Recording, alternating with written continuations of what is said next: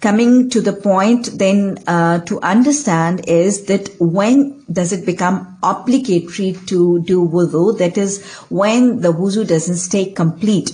Main summary, if I explain that when something enters or when something leaves, something entering or something leaving the orifices of the body, the wudu does not stay complete.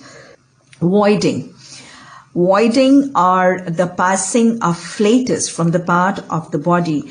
And mind you, it's not all conditions of flatus being passed out.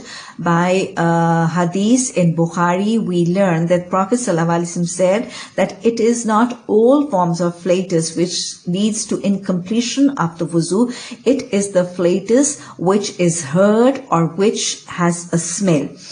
And then after voiding or passing out of flatus, passing out of some stones or insects or pus or blood coming out from this part of the body, or some instruments or tubes or catheters being passed in the body, or examination, per rectal examination, etc. if done, then this also would lead to incomplete wudu.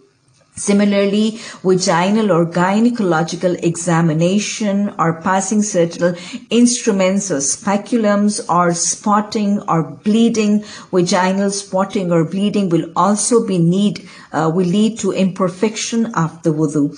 And then when somebody has a full mouthful of vomit, and then if a person goes up to sleep or just dozes off, then the wuzu is also not complete. And if somebody touches the private parts directly without any cloth or any piece or part of their clothes intervening, so directly touching the private parts would also lead to the incompletion of the wudu. And then any form of sexual excitement between the husband or the wife, any form of relationship which is triggering off or which is leading to any form of sexual excitement, and then giving bath to a dead person or the deceased.